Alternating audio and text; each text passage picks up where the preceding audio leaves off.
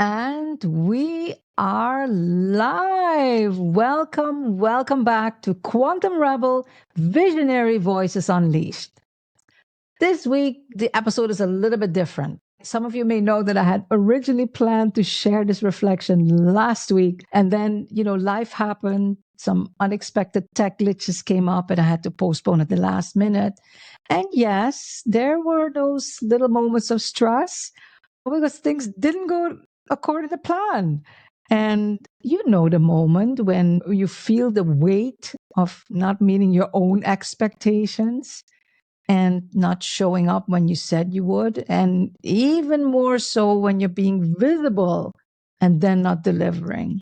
And then I remembered and I reminded myself, just breathe, Ilonka, and don't judge it. Just let the moment be what it was. Wasn't good, wasn't bad. It just what was. And it's what I call in my book, Quantum Rebel, going the layer beneath the layer. And that's the space that today's episode is where I invite us all to go. It came in as an intuitive thought. I thought instead of just marching forward, let's just pause and see and reflect on the amazing wisdom that has come through our first guests. And so I'm inviting us all, let's listen more deeply to the presence behind the words and the resonance between the lines, to the deeper wisdom that each of these amazing visionaries has shared with us and those that are still to come. It's something I also talk about and write about in my book, Quantum Rebel, where it's like this quiet but very powerful turning point that sometimes it feels like it's not happening. But if you really look deeply, you see this happening as we evolve as human beings, where instead of pain driving us, it's rather inspiration that is taking the lead, that is calling us forward. Where instead of struggle and proving our worth being our driving force, whether it's intentionally, consciously, or unconsciously, instead of that, we're co-creating from the highest frequencies of love, of trust, of unity, soul, sovereignty, and remembrance. In Quantum Rebel, I call this the 7 shifts of transformation. No, well, that's the first one. These are the 7 shifts of inspiration. You do need the transformation before you get to the inspiration. And both are source-inspired frameworks. The 7 shifts of inspiration anchors us more deeply in alignment with who we truly are. So for this episode, let's put our back up straight and let's just sink into this moment now. Slow down for just this moment, even if it's just for the next hour and a half. Let the words drop into your heart and tune in to each of these remarkable leaders. Laura Gerrits, founder of Holistic Business University. Dr. Araba Afenyi-Annan, transformational parenting mentor. And Jay Fairbrother, the mastermind guy. How each of them was tested in their own unique ways. The pain driving force, but how they each shifted it into inspiration, birthing what to me is their sacred work, the work that they really came here to bring into the world. So as we listen to them, let's allow that wisdom to sink in. And then remember that after the episode, it's not done. We continue the conversation together inside the Quantum Rebel VIP Lounge, which is an intimate space where we connect more deeply as the dialogue continues. So if you're not registered yet, we'd love to invite you for next time. It's complimentary, yet it's curated. And then last but not least, I'm your host, Chindia Ilonka, visionary catalyst, best-selling author, and founder of the Quantum Rebel Empire, where we empower soul-led entrepreneurs to build their quantum empire so that they can turn their deepest calling into sacred wealth, legacy impact, and sovereign influence, because that is how we contribute to the tipping point of our new emerging world and a more elevated humanity. So it's not just about rising ourselves. It's about rising ourselves and uplifting our communities around us, the world around us, and helping to shape what's next. Welcome to Quantum Rebel Visionary Voices Unleashed, a sacred transmission for a world that's not just remembering, but reimagining and co creating what's next. This isn't just a podcast, it's a portal, a frequency, a call into the next evolution of leadership. Not the kind that conquers or controls, but the kind that co creates. We're not here to choose profit or purpose, success or sustainability, achievement or balance. We're here to bridge the false divide and shape the future through frequency, not force. Led by visionaries, quantum rebels to be precise, who lead from essence, transmit from quantum intelligence, and magnetize from their soul aligned core. This is how we build our quantum empires, not from ego, but from essence, not to dominate, but to co create. We allow wealth to flow through us as a sacred conduit for expansion, harmony, and elevation for all. I'm your host, Chindia Ilonka, founder and visionary catalyst of Quantum Rebel and the Quantum Empire Mastermind, igniting a new era of embodied soul-led leadership, intuitive mastery, and legacy-level impact.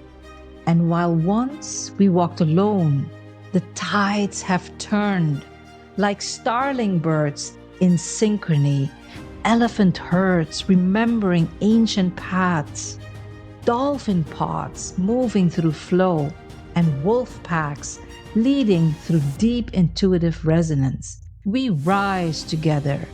The era of the lone visionary is over. This is the rise of the Quantum Rebel Collective. You're not here by chance. You're here because your voice carries the quantum codes for a newly emerging, sustainable, thriving world. Let's begin. And we're going to start with Laura Gerrits. Laura, to me, as I said in the beginning, she's the founder of the Holistic Business University, and she brings soul into the boardrooms. She's helping to craft holistic business structures that unleash inspiration as a strategic edge in business. Sometimes I think we're soul sisters because we speak the same language. And what I love most about her is that she's showing up in a space, which is corporate business, that it's not considered normal, but she's doing it with courage and with dignity and with honor. So let's go listen and get the golden nuggets that she shared with us. So here she goes. Let's listen in as Laura shares the ultimate vision behind the Holistic Business University and the deeper mission that fuels it. So my vision is to reach over 1 million human souls in wearing leadership hats in the world and co-create alternative ways to grow our ecosystems, whether we call them business, whether we call them company, profit, nonprofit. It fits to everyone. But what I mean, um, holistic business approach, it is that we are saying goodbye to growth at any cost, meaning that at some point in life, we probably all achieved everything, but at some point lost our soul. And that's the completely different approach. Let's just say revolutionary approach where we are shifting all of the system conditions, hierarchy leading from the top, going into leading from the center, thinking purpose, profit, people, planet, and soul. Without silos, as you mentioned, all of these efficiency driven key performance indicators that every time you are being asked, you feel as you want to defend because there is internal conflict within you. At least that's what a lot of us experience. So that's my vision. And I really believe that I've been placed in this world to do it. I don't know where exactly and how it came to me, honestly, but more or less I was downloading it from the very young age. In this next clip, Laura explains why the old KPIs are dead and what truly meaningful metrics look like now. As humans, we want to be motivated. We want to be able to feel free, right? We want to feel not judged, accepted. So how can we create the measures? Because we still, our still linear mind wants to have the pulse of the business, and that's totally fine. We need profit for impact and other things. But how can we create those key performance indicators that are completely different? And now, to make my story short or summarize, so I came up with these four KPIs that are called keep purpose intentional, keep profit increased, keep people involved, and of course, keep planet improved. And all of that can be done when I'm stepping in and leading from center of my soul. That's the only way. And that's kind of now my initiative, which I am curating, the Holistic Business University. I love that. I write about that in the book. It is time now to set your soul free. And I say, it's not dogmatic, it's not religious. You can keep your religion, you can keep your beliefs, but all of us, we're part of this greater whole of this quantum universe. And once we start, not only recognizing, but being courageous enough to step into the uncomfortable spaces, and that's the next thing. I'd be great to talk to you about that, because a lot of time, at least for me, in like when I published my first poem bundle, I was like, oh, God, I'm ready now, to go into the world with all this wisdom. And then it took me 13 years because I wasn't yet the person that could hold this wisdom and literally show up in places and really be who I am without watering it down.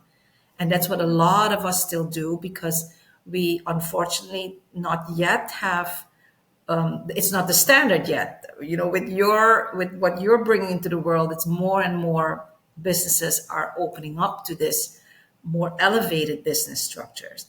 But many of us are still showing up in toxic cultures where it's only about the bottom line, and the people who make the business great don't have a voice. It's like they're transactional. They're like just a piece in the puzzle instead of that they're a human, a soul, body, soul, mind, and heart.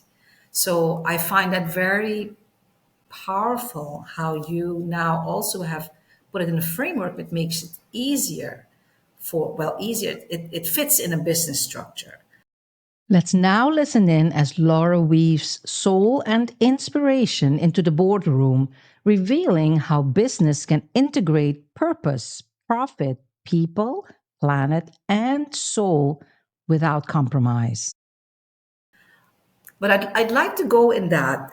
How has it been for you showing up in these are spaces that before the show I said that to you. I don't know anyone that is transforming at that deepest depth and making the impact that you're making. So I would love for you to kind of talk about that because that will inspire other CEOs, other boardrooms to really see the value. It's one of the things I say is that inspiration is a strategic edge.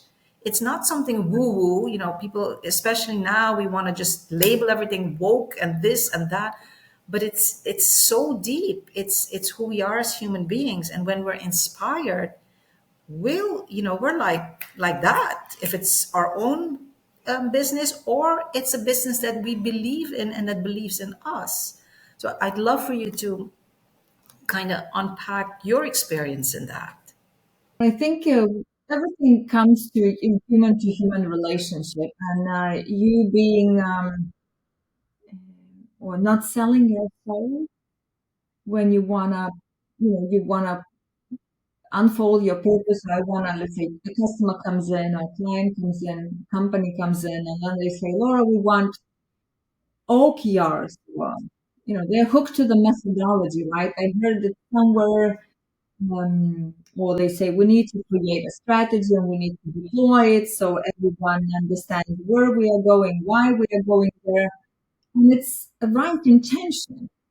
So I do try to understand what is it they want as the end vision, and then always kind of frame that it's going to be a dance together, and I'm not going to withhold any of reflections which I see in you as the CEO. And please do not withhold anything what you see in me if we're suddenly kind of standing in our own way of what we want, our own way of growth. So I guess kind of being rooted in that integrity, asking yourself, how would your soul behave now? That's the question which was helping me. Finally, let's lean in for a moment of stillness as Laura shares her words of wisdom as a gentle reminder of what matters most. What are some words of wisdom that you would like to share with the CEO that may be listening now, or maybe they'll be listening later? Somebody that is thinking about starting their own business. What are some words of wisdom that you would share with them, Laura? I probably would want to share with all of the humanity, despite what titles we have, or where we live and what we do. I honestly believe that there is a cause why each of us are here, and even though there might be moments where we can't put it in any logical explanation, why we are in certain country, in certain relationship, or in certain company for that sake. Um, but go inward, really go inwards. And ev- that voice, it's there. Your voice, your soul's voice, your whatever you call it, but it's there. When you're less distractions, um, you're less distractions we have from around, you're you're louder it is, and you're more you can lean into that, and then the rest is gonna tell you. That is very beautiful, Laura. And I would add to that too is like I've been blessed to be for a couple of years in the island of Aruba, which is my mom's birthplace, and so we have ocean all around us. But many of the locals don't even they don't see it. They just it's just some haven't been there for a year or something, and I always say nature, and to kind of amplify what you're saying, to meditate, to hug that tree. Nature is like free medicine to our soul. It just puts you back into that highest level of resonance, whatever is happening around you.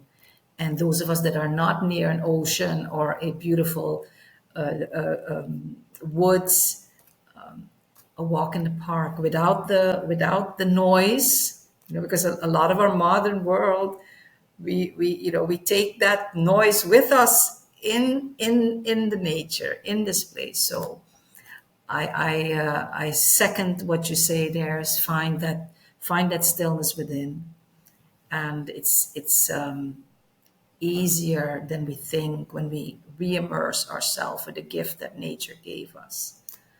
All right. Isn't that amazing? Oh, I love it to know that there are visionaries out there really helping to shift what to me is one of the most powerful spaces, which is business, and really aligning that so that it's holistic, so that everyone is celebrated. All right. Let us now turn to Dr. Araba Afenyi-Annan, a dear friend and founder of Hooray for Healing. And I wrote her a little note when I was going through and editing the piece. I was like, Araba, when I re-listened to the episode, I was just so full of admiration for her tenacity, her hugely important role as a transformational mentor to parents, and her path, how she gave everything of her life to becoming a doctor, what she dreamed of, and then having all of that taken away, and then still finding her higher calling in that.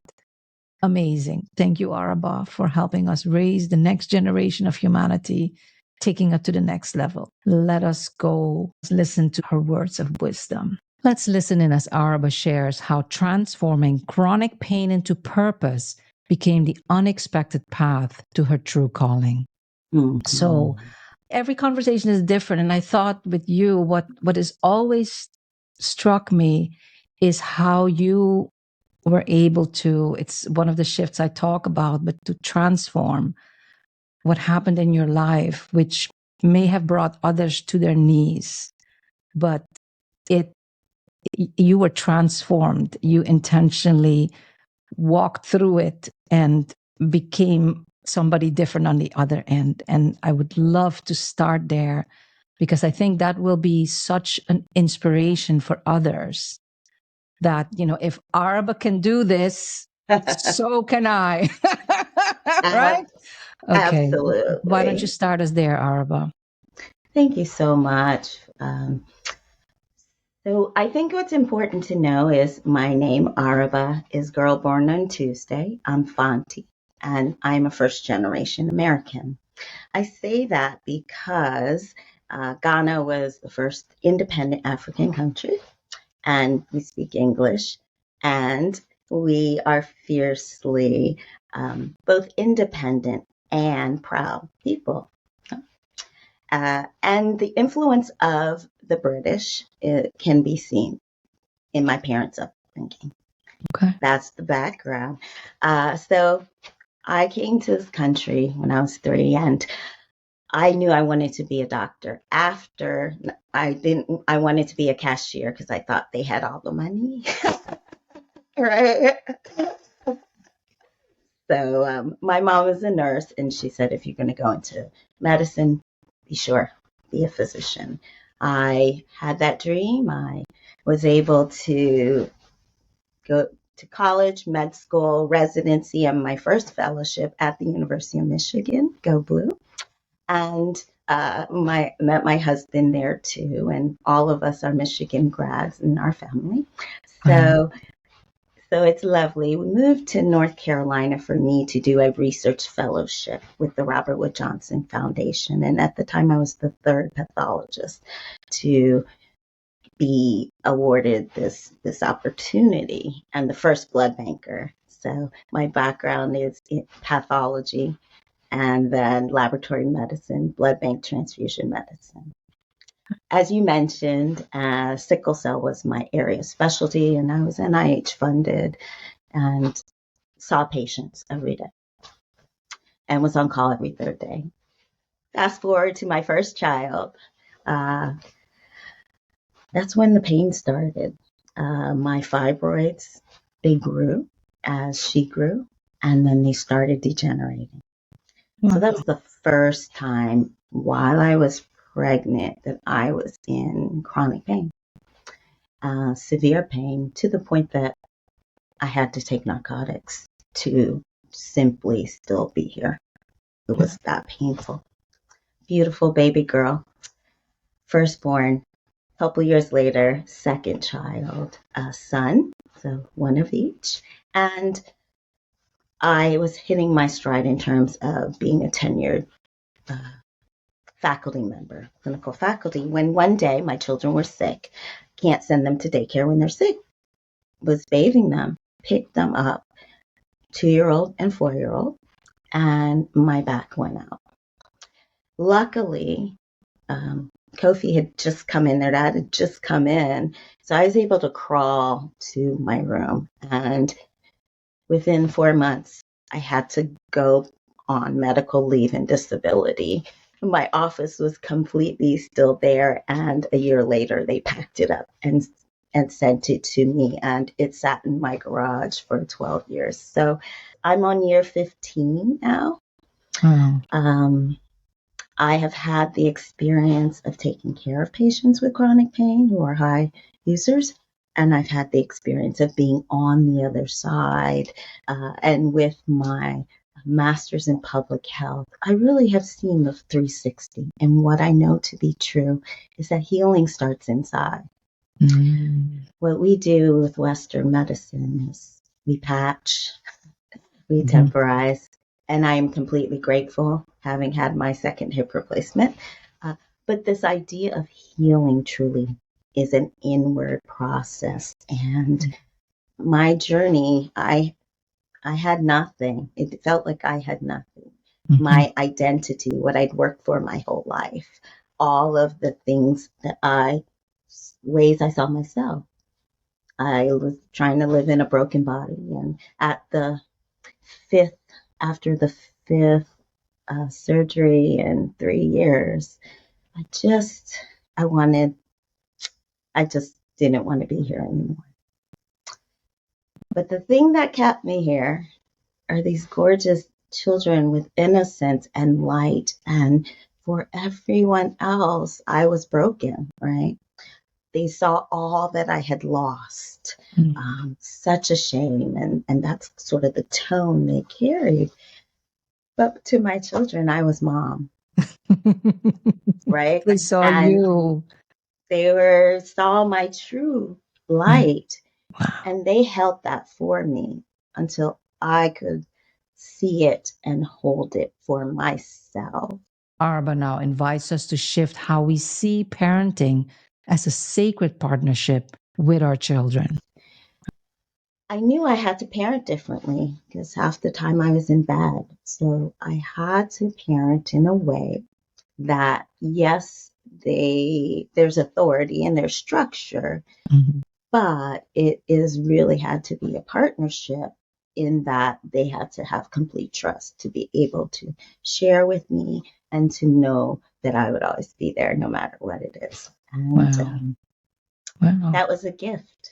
That was the blessing that came through the pain. And I'm grateful that you said, I became a parent and now I have a bigger calling, which I've tried to say, no, thank you, but that doesn't work. So the universe is like, yes, here you go. So I am gladly embracing this mission. And for me, I would describe it as shifting the way we think about parenting. Wow. When I was training to be a spiritual counselor, I began to see that I would use my spiritual tools with other adults, but then I was doing all the things I'd always done and all the things I'd learned in my family. When I was parenting, there was a big gap. Two worlds. Two worlds, right? Yeah.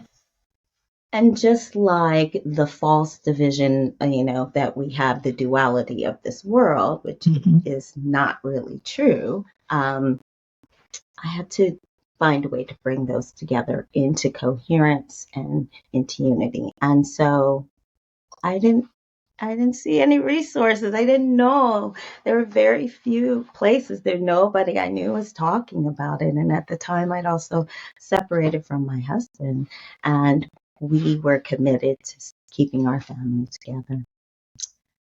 So I found A Course in Miracles, or like I should probably say it found me. And it has informed a lot of the way I see the world. It's allowed me to embrace a larger vision. And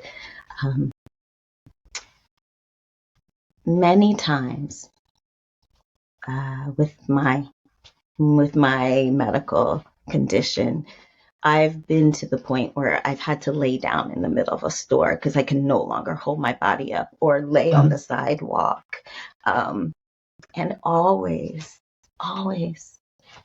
somebody I didn't know would help me. I'd always get help. And I began to see and know that people are good, that we're all kind of in our silo and wrapped up in our own stuff, that we don't recognize that there's more, that there's a whole that we can be a part of.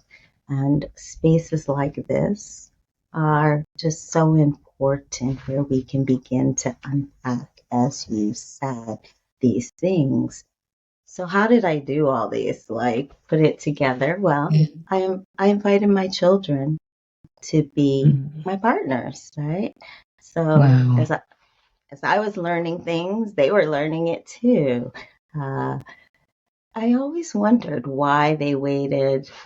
They're in the mental health professions. There are lots of tools, but you don't get those tools until you're in desperate straits. And I thought, it would be nice to know how to do emotion regulation.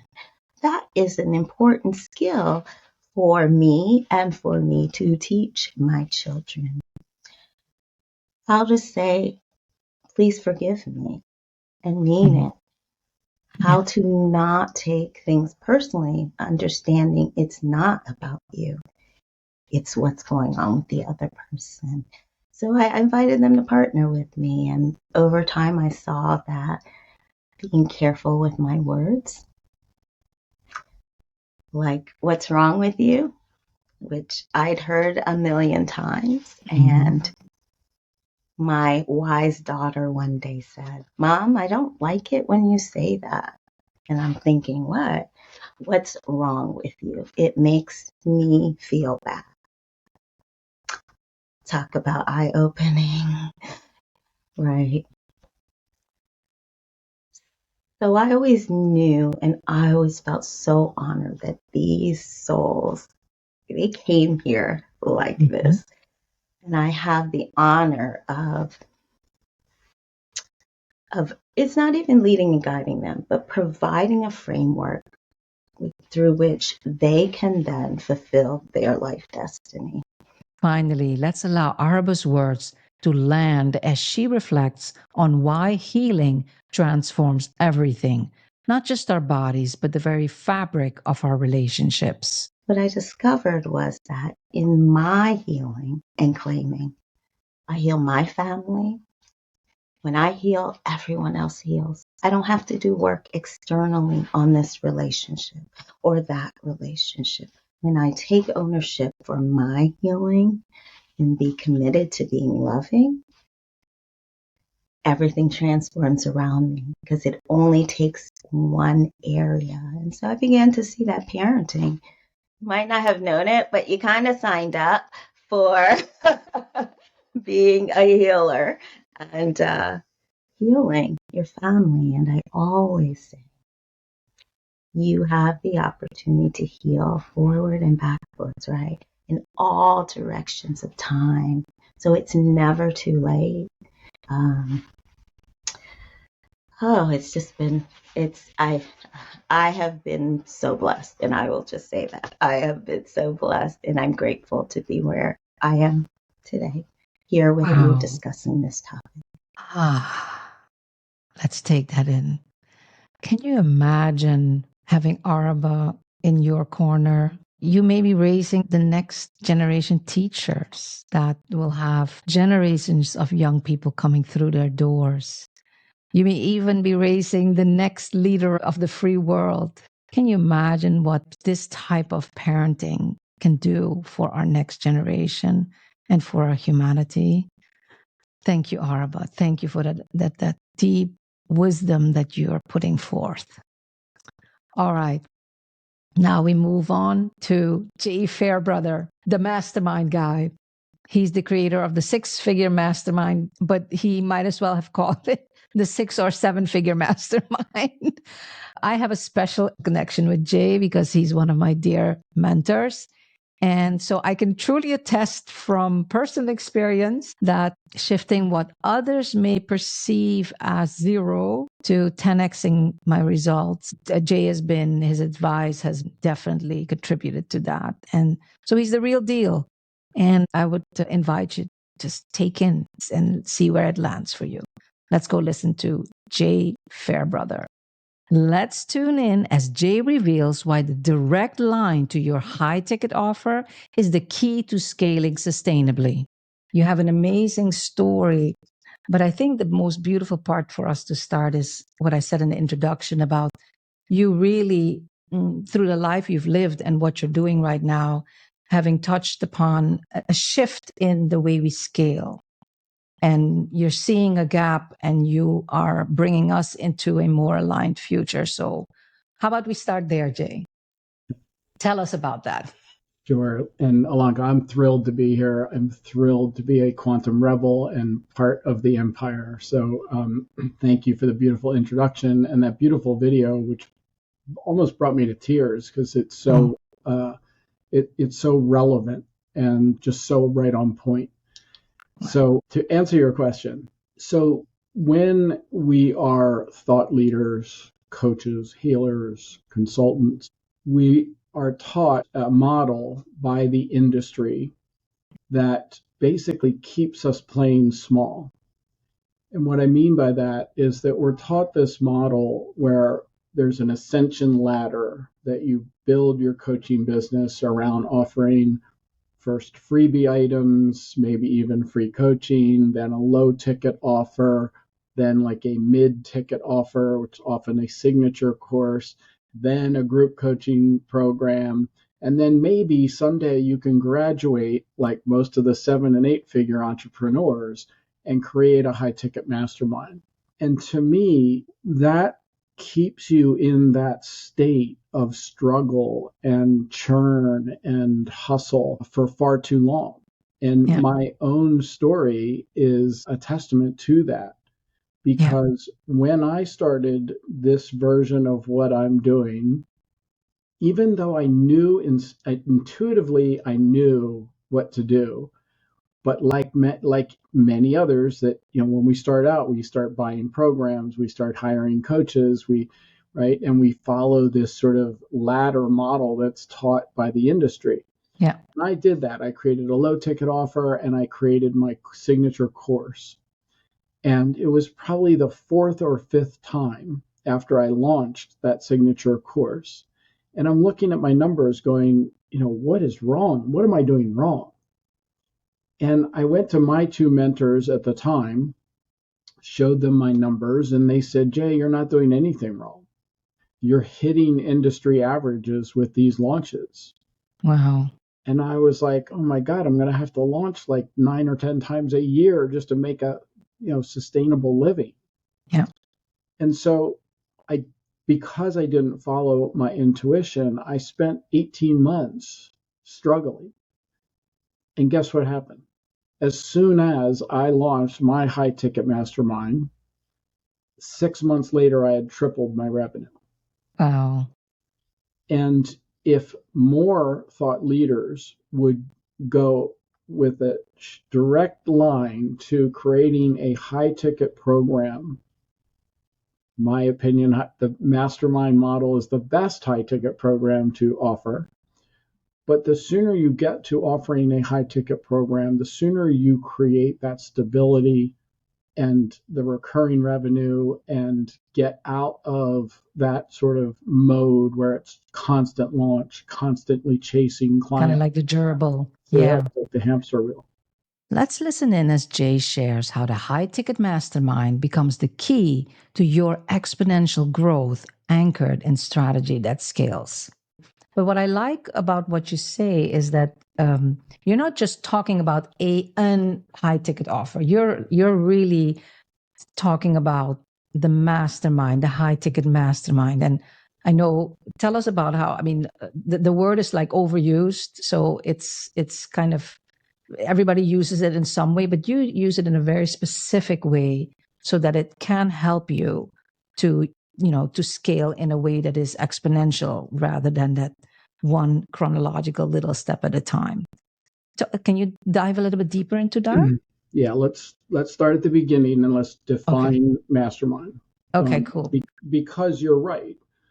I would say 75-80% of what is labeled a mastermind in the coaching industry is really just a glorified group coaching program. Okay. Where people show up, pray to the altar of the guru. There's some Q&A, maybe a hot seat for good measure, but they call it a mastermind because that's sexier and they can charge more money, right? Yeah. So you go back to the beginning, about 90 years ago, Napoleon Hill coined the term mastermind. Okay. And the concept was very simple. You put one brain in a room with a second brain, and it creates this third invisible, intangible force that he called the mastermind. Okay. Imagine putting 8 to 14 brains in the same room, the size of the invisible, intangible force that you create when you tap into the collective experience, collective wisdom, collective knowledge of everybody in the room. You bring out the value that everyone can contribute. And so what you do in the mastermind is you transfer your program from a one-to-guru relationship to a one-to-many relationship. Yeah. And so in a mastermind, unlike group coaching, you are intentional about forming relationships, human connection, with the participants who are going through the program together. They become a posse, a tribe, an inner circle, what I call a family of choice, where the group's mission is not only to succeed as individuals within the group, but to help everyone in the group grow and thrive and take things to the next level. In this next part, Jay walks us through his raw journey from multimillionaire to rock bottom and the 10x comeback that followed. So over the next few years, I traveled extensively. I bought 3 other businesses. I invested in a lot of different things. And then, if anyone listening has had one of those times in your life when things were going swimmingly and something out of your control happens. In 2008, what's now referred to as the Great Recession, the world financial crisis began, and over the next few years, I lost everything. Wow. Wow, Jay. I quite literally went from being a multimillionaire living in a mansion to living in my friend's basement, broke, bankrupt, divorced, alone, humiliated, and honestly ashamed. Because I didn't blame the world financial crisis on my situation. I made choices that took me down that path. And so there I was. After 15 years, I had built this identity as this really successful serial entrepreneur. That's how everyone knew me, including my children. And there I am sitting in that basement with nothing, not even a car. So I wish I could say that I bounced right out of that basement and jumped right back into the game. That didn't happen for me. I lived in that basement 5 months, literally, but more like 5 years figuratively, dealing with that shame, the imposter syndrome, and the fear of getting back in the game. And so I did eventually get back in that game. But I can tell you that probably the only reason that I'm still sitting here today is because of the support of one mastermind in particular that I stayed in during those time periods, because the people in that mastermind supported me in ways I can't really even articulate. It went way beyond financial and, a basement to live in, a car I could borrow for several months. They literally kept me in the game. And so that's, masterminds for me helped me literally 10x my first business, but also saved my life during the most difficult time period I had. And that's why I'm passionate about what I do. I'm passionate about helping others, especially thought leaders and coaches, consultants, healers, to be able to create an inner circle like that, to not only to get that support for themselves, but more importantly, to bring that to clients and bring that type of safety, comfort, and support that most people can't find being the lone wolf entrepreneur. Finally, let's lean in as Jay reflects on the power of real connection in an AI world and why it matters more now than ever.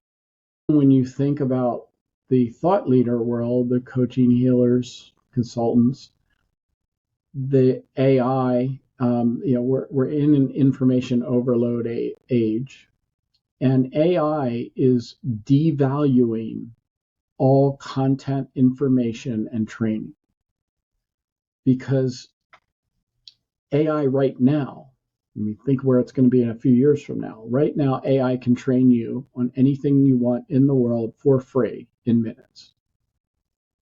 So in a few years, why are people going to be buying programs that are based on content and training, right?